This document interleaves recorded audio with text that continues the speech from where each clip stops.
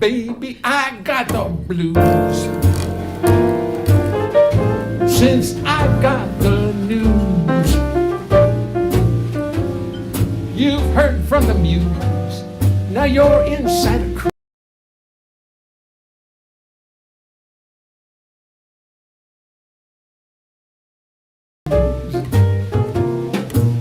Without me, I'm feeling so sad, and I wish I was dead when I hear what you said about me. Baby, I feel like dying. Baby, I feel like crying. Oh no, oh no. Tell me it is not so.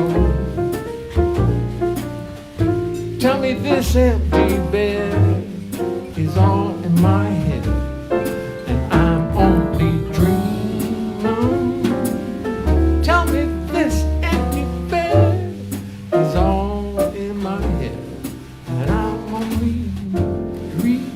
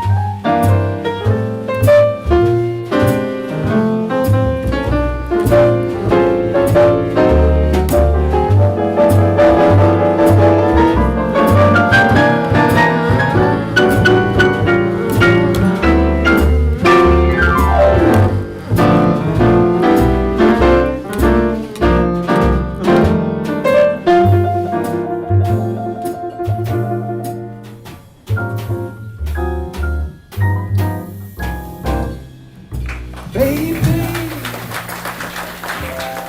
I feel like dying. Baby, I feel like crying. Oh no, oh no. Tell me it is not so. Tell me this empty bed is all in my head, and I'm only dreaming. Tell me this empty bed is all in my head, and I'm only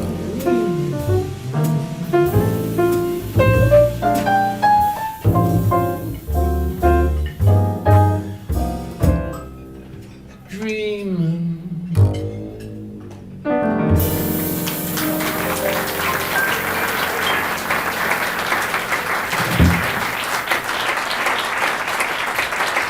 Thank you.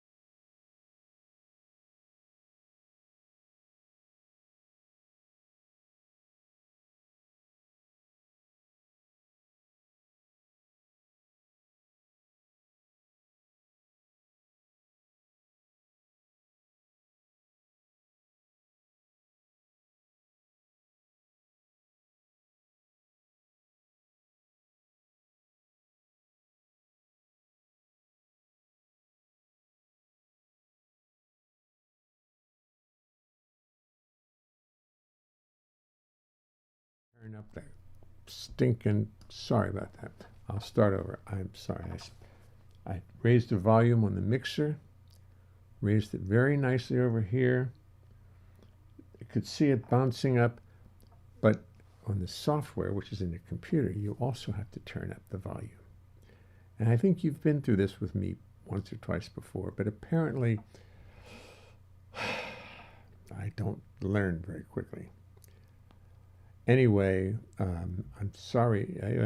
Turn on your mic. Yeah, the mic. Yeah, there's about 9 different ways to silence this thing.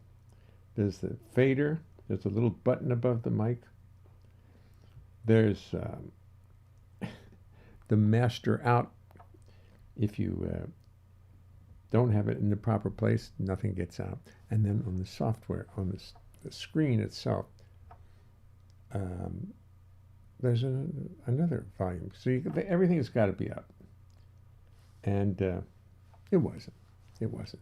I had to drive the boys to soccer practice. These kids are in this Manhattan soccer club, and they play all over the country, and everybody's hoping to probably will get a partial scholarship or full scholarship to college because they're really great young players. And Vaughn is the goalie of choice. He's a very good soccer player all around, but he plays goalie. He's big and he's not afraid. And there you go. Yes, I'm sorry. Damn audio. I'm sorry, I was asleep. I was taking a little nap. I had to spend the afternoon with Lloyd. And you should never spend the afternoon with Lloyd because it makes you forgetful at night. Let me just go downstairs and check the volumes. I'll be right back. Okay. Oh, that's nice. Trope is taking responsibility. Trope, it was really me. It wasn't your fault. Okay. No, you got over that quick. And now here it is, this late hour, everybody's asleep. And I was going to do it. I was going to do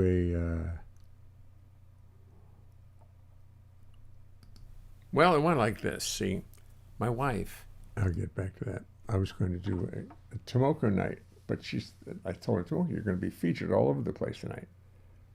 And she said, oh, don't. I gotta go to flamenco class tonight.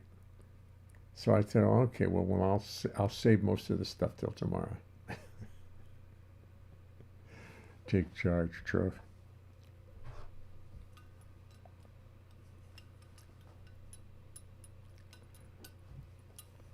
I'm not supposed to charge anything.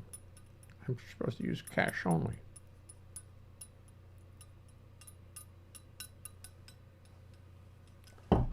Take charge. I get it. I get it, Trove.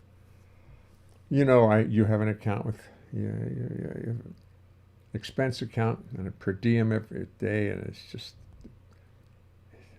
we spend an awful lot of money just keeping Trove in brass polish. I'm not going to be here too long today. We started checking at 8:15. Glad you finally showed up. I'm sorry. I couldn't get back from, where is it? Industry City. You know Industry City? Out there you go through the what used to be the Brooklyn Battery tunnels, now the Hugh L. Carey tunnel.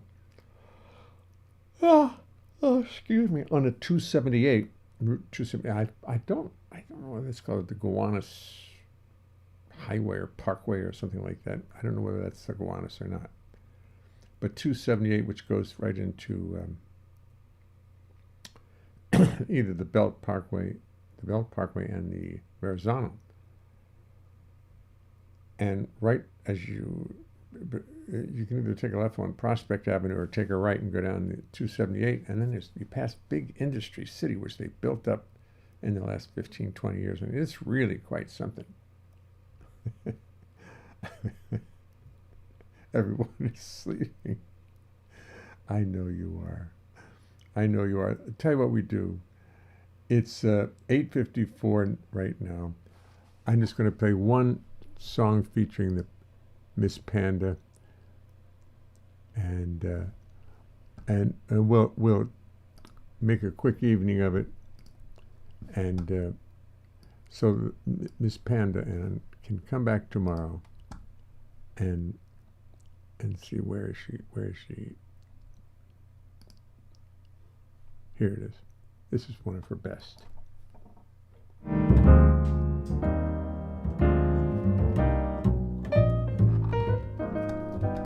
I think I'm going to change my occupation. Think I'm going to find me something. Let me stop it for a second. Change my occupation, find another situation. That's what I'm going to do. I had to stop it because I like to tell audiences from time to time that this is the song when Tomoko and I were working for Marlene Verplank about 11 years ago, 12 years ago. It was maybe 10 years ago, but I think it was more like 11 or 12. And Marlene asked me to play a song, sing a song during the concert. Of course, I'll sing a song. And I broke out this song called Change My Occupation. And I warned, and I'd never played with Tomoko ever, but playing with Marlene that day, I got a chance to hear Tomoko for the first time, and wow, she just had a spirit and a drive and a sensibility, and that was really just infectiously good. And I handed out this song. I think I'm going to change my occupation. It's called Change My Occupation. And what happened was, the bridge is not easy to play a solo on because it goes from A flat down a tritone to D7, up a fourth to G, down a tritone to D flat 7, up a fourth to G flat, down a tritone to C7. And it does that up, down, up, down, up, down, all the way through the bridge. It never stops. And it somehow ends up back in the dominant, and you can go right back into sing. Well, nobody, and I played with, I'm not going to mention any piano players who I played it with, but some very great piano players, and everybody fumbles with the bridge. Tomoko just ate it up. Pow! She played this song 20 years, and I jinx her now because every time we do it, I tell the audience the story, and then she's got to live up to it. And she always does. So let me start the song over again and listen to Tomoko's solo on the bridge. You'll hear the weirdness, the strangeness of the bridge. Dee da, dee da, dee da, dee da da da, dee da, dee da, dee da, dee da. I didn't sing it right, but that's the idea. And it's crazy. Anyway, I just want you to hear it because here's Change My Occupation.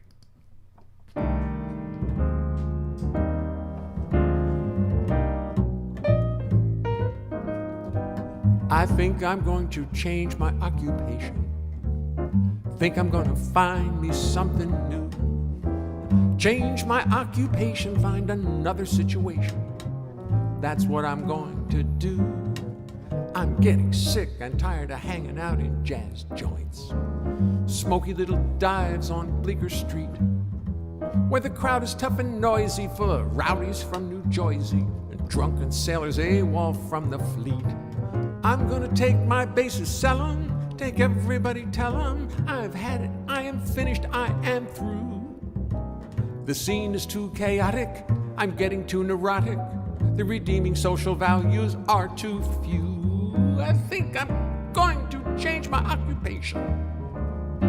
Think I've paid sufficient dues. Don't know if I can take it, don't know if I can make it through another chorus of the blues.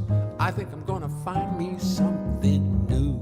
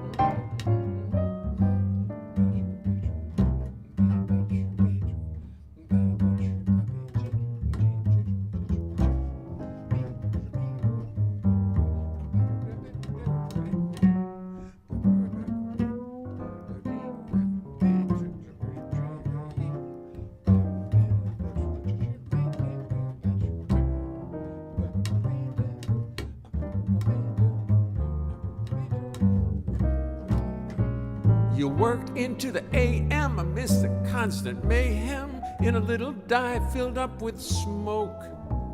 You get home as a rule just as the kids depart for school. You wander through life burned out, beat and broke. I think I'm going to change my occupation. I think I've paid sufficient dues. You want the folks to love you, they just push and shove you. You'd like them to adore you, but mostly they just ignore you. Don't know if I can take it, don't know if I can make it through another chorus of the blues. I'm gonna find me something new. That's exactly what I'm going to do. Find me something new. Find me something. Find me something new. Find me something. Something new. Brand new. That's exactly what I'm going to do.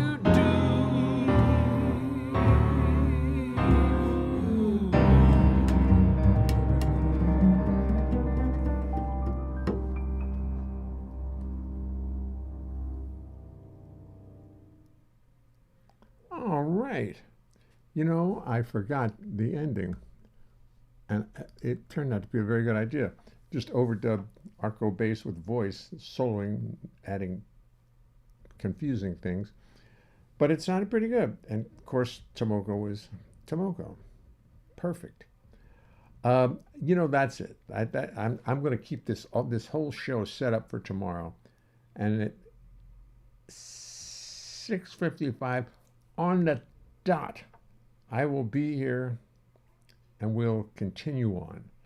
I'm just going to play a little something from my library and bid you all. That was Gary Carr, Bill. He stopped by and he just had it. Yes, it was the Brooklyn Navy. I thought it was. And if you look at it, if you there's got a couple really good recording studios over there. I mean, really nice ones. But if you look at it, it's big and flat. It's like absolutely a Navy yard where they built ships and stuff like that. It's quite yes. It's quite something. And there's even a little community just south of Industry City where people still live and work. And I don't know what, I'm sure it's some very familiar name in Brooklyn. Just under 278. Bay Ridge? No, I don't know what it would be. But I stopped and I found the most adorable Dunkin' Donuts you've ever seen. It was just beautiful. You know, with a nice little lot you could pull into. And I ordered an avocado toast with a cup of coffee. And it was absolutely great. And I just love this little place. And I want to go back there again soon because it's really nice. It's really kind of, especially at night, it's very charming. Anyway, listen, I will see you guys later. Oh, let's just play this. We'll just continue to play this. That's what I'll do. And I will say goodnight, and we will see you tomorrow. Thank you for dropping by. I'm sorry that I was so late, but I just couldn't fight the traffic held me up entirely coming home. Speak to you. What's the one I wanted to start with? We'll start here.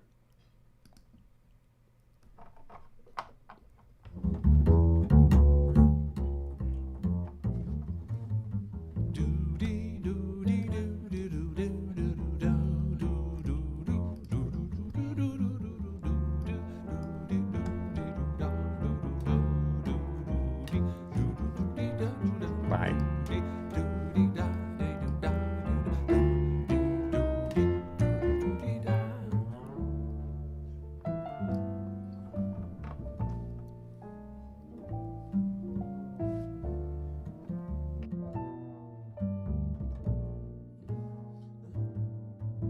It's 5 p.m., I'm sitting in an airplane at LaGuardia. The captain says there will be a delay.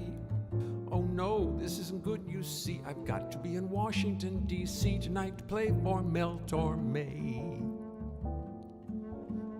Out the window of the airplane, lightning's crashing, winds are thrashing, skies are dark and rain is whipping by. Still somehow 3 hours from now I've got to be in Washington, D.C. This plane has got to fly. I did not tell a soul last night about my little New York flight. I knew that I couldn't make it back in time. But now it looks like Mel Torme may play tonight without the bass. And let me tell you, that would be a crime. That would be a crime.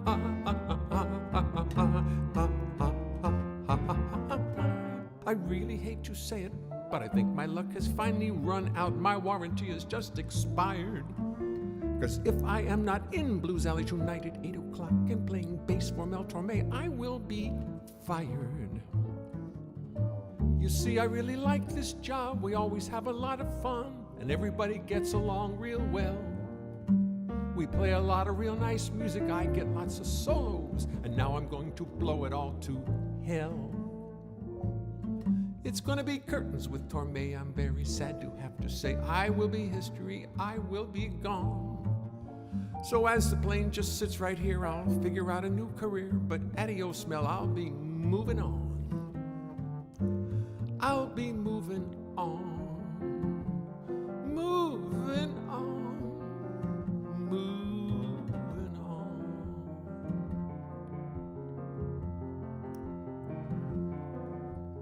Then around 6:35, the engines roar, they come alive. Seconds later, we are in the air. I begin to think that there is hope that I may somehow make this gig tonight. Oh, do I even dare? But God, the weather's terrible. We're flying right through thunderstorms, yet the captain just keeps pressing on. Now the airplane's diving, dumping, jiving, jumping, bouncing, bumping. I think I can see the White House lawn. It defies all understanding how we could be really landing, but at 7:30 we touched down. Congratulations, Captain. No, I never had the slightest doubt. Now, pardon me, I gotta get downtown. I get a taxi right away with absolutely no delay. Tell the taxi driver of my plight. Before we even settle down, he mashes that old pedal down. We fly to town as we make every light. Every light. 8 o'clock we reach Blues Alley. I walk in quite casually, as if I weren't under such duress. I saunter through the restaurant, trying to look nonchalant, but inside I am a total mess. I see the show has not begun. They're waiting for me. Oh, isn't this fun? I don't think I'll survive. So fully prepared to meet my doom, I walk into the dressing room to find I'm the first one to arrive. With all my worry and my fear, it turns out I'm the first one here. Sometimes life can be sublime. In spite of all the stress and strain I went through on that stinking plane, I'm the only one who's here on time. The only one on time.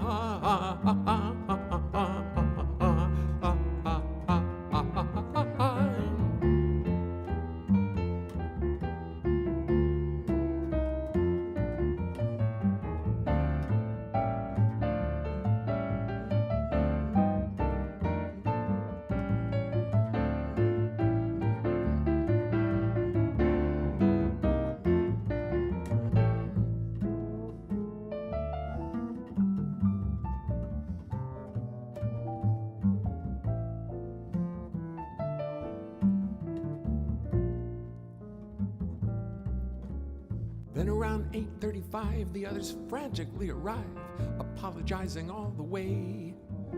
They're rushing around, they're in a panic like musicians on the Titanic. I tell them, fellas, it's okay.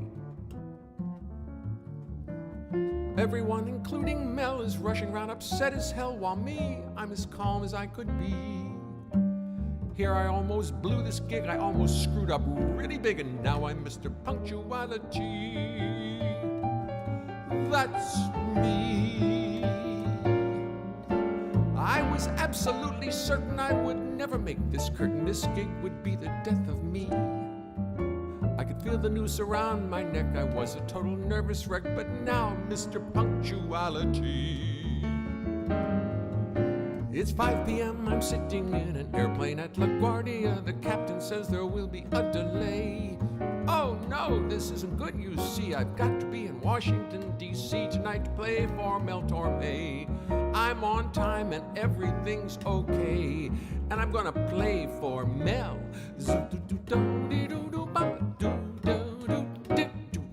Torme.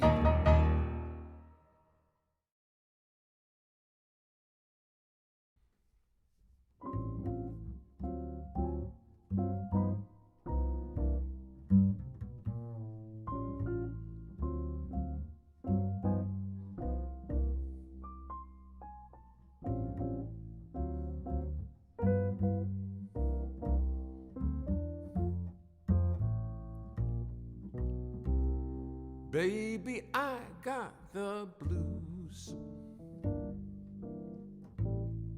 since I got the news.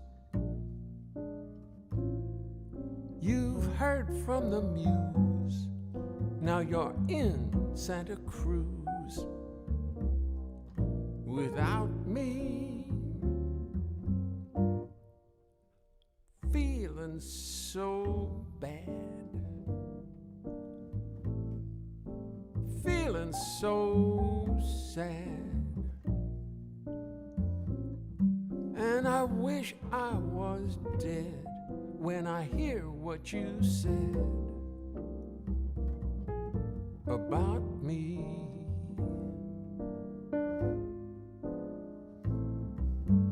Baby, I feel like dying.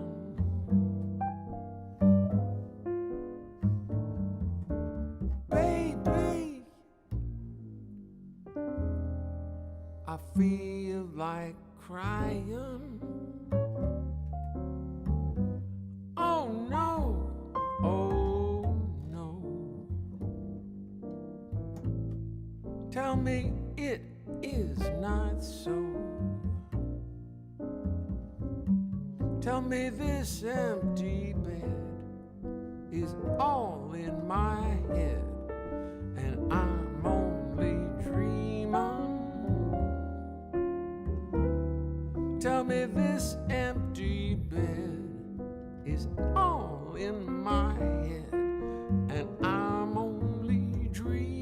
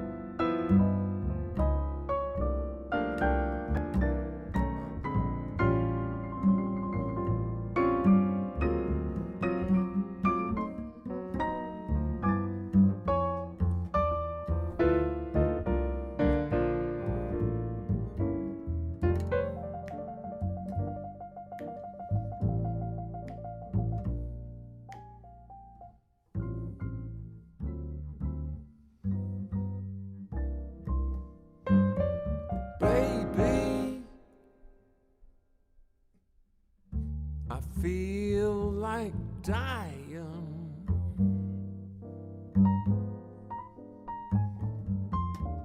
Baby, I feel like crying. Oh no, oh no.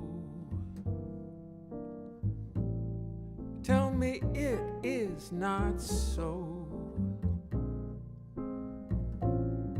Tell me this empty bed is all in my head, and I'm only dreaming. Tell me this empty bed is all in my head, and I'm only dreaming.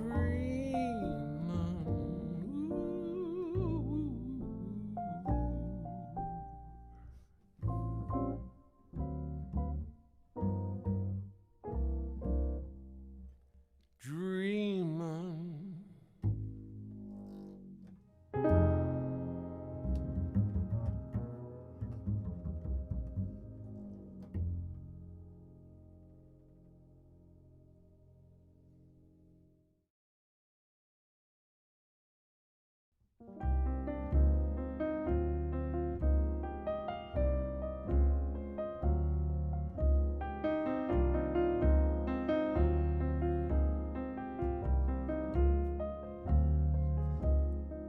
In the 1620s back in Holland, every Dutchman sang a song.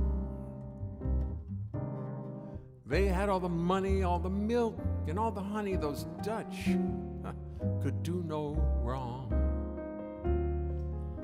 That is until they fell in love with tulips, especially the more exotic breeds. From Amsterdam to Yonkers, the Dutch went totally bonkers, lusting for those tulip bulbs and seeds. So it was not surprising that tulip prices started rising. Tulips were in such demand. Soon the little tulip bulb was worth its weight in gold. Things were getting out of hand. The average Dutchman sensed a golden opportunity, a situation he could not ignore. You buy a tulip on a Monday morning, next day sell it for much more. Very quickly, tulip speculation markets did appear, where people bought and sold with great abandon. People would do anything to raise a little cash, anything to get a hand in. Soon the Dutch economy was all tied up in tulips as prices soared into the sky. People mortgaged, bought and sold, they begged, they borrowed, lied, cajoled, they would do anything to buy.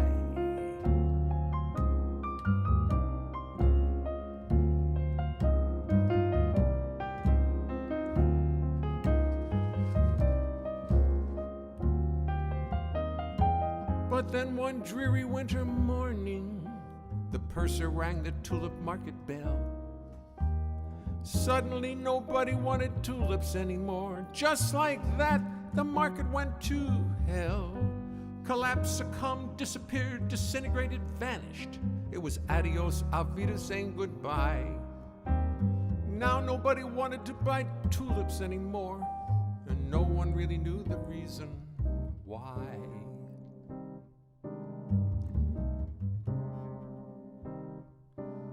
The present owners of the tulips sat there quite dumbfounded. Gee, what do I do now? I owe a lot of money for this box of dirty tulip bulbs, and the only thing I own is half a cow. The present owners owed the previous owners, who owed the previous owners. Liens and loans and IOUs prevailed. Now nobody had the cash to pay back what he owed, because the tulip market had completely failed. Completely failed. So everybody started suing everybody else. What else could they do? Everybody started dragging everybody else to court. Those who escaped the wrath were few. Oh, so few.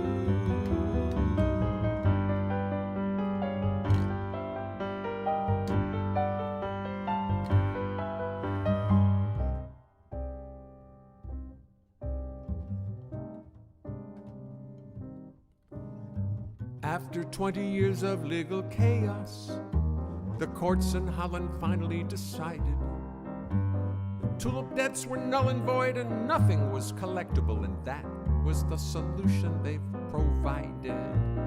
Folks, it's over, finished, done. Time to go back to square one. That's the deal. The song has now been sung.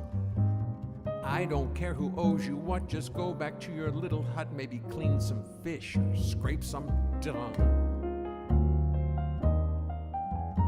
The Dutch were disappointed.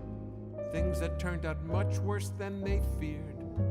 While everybody chased around looking for little tulip bulbs, the Dutch economy totally disappeared.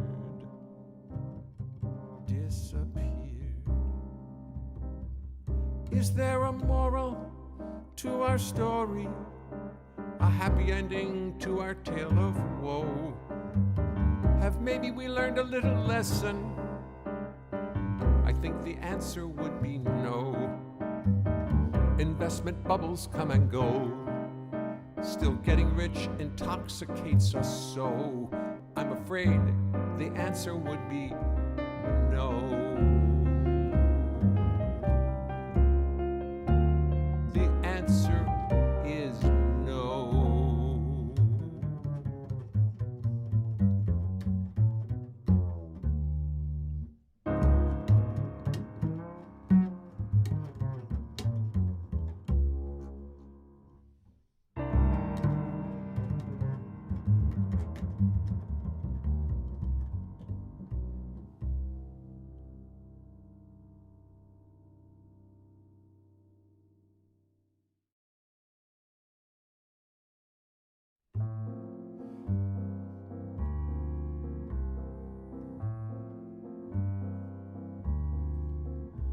You question me, you take me to task. What is Schadenfreude, you ask, and why do people find it so appealing? Well, Schadenfreude is a dark little void where you feel overjoyed at someone else's misfortune. It's not a generous feeling. Schadenfreude happens deep inside. It's a feeling we try to hide, this finding pleasure in another's pain. But I must admit to having enjoyed a recent moment of Schadenfreude, which now I will try to explain.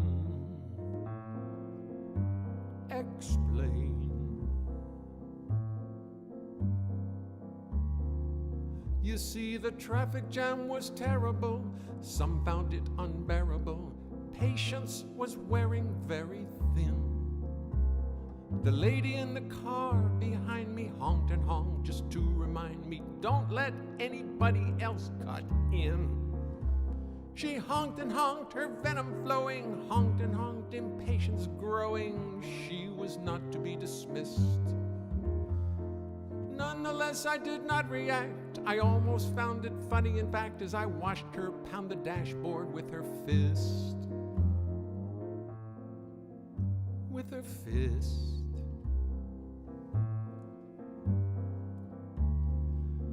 So here we are stuck on 9th Avenue while I'm attempting to have a new attitude about things at moments like these.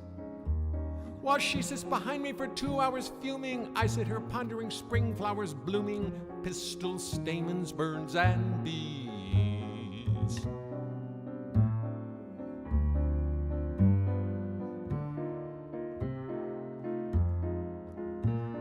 She was a nuisance and she was a pain, and she was making it so very plain that I must stop being so gentle and loving. She said, you've got to stop cars from cutting in. You got to stop all this butting in. You got to get out there, start pushing and shoving. Then I must admit she did astound me as she drove her car around me, slipped right by, then cut in. And for an extra little zinger, did she flash her middle finger? That is when the real fun did begin. Did begin.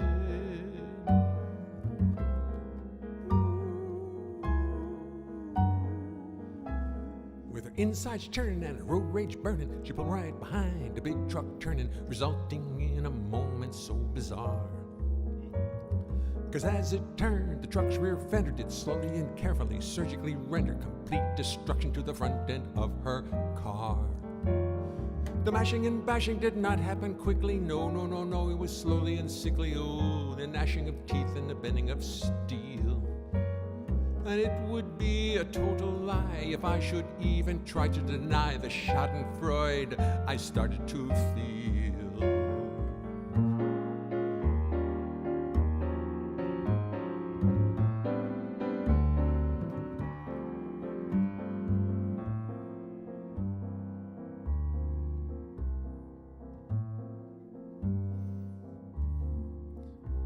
Oh, schadenfreude, what can I say? What can we do when we feel this way? We all know it's not polite to gloat. But sometimes when under attack, the fates will toss the enemy right back down the castle wall into the moat. Oh, schadenfreude, it is not nice for such a feeling we pay a price. Is it nice to take pleasure in another man's pain? I only hope this instant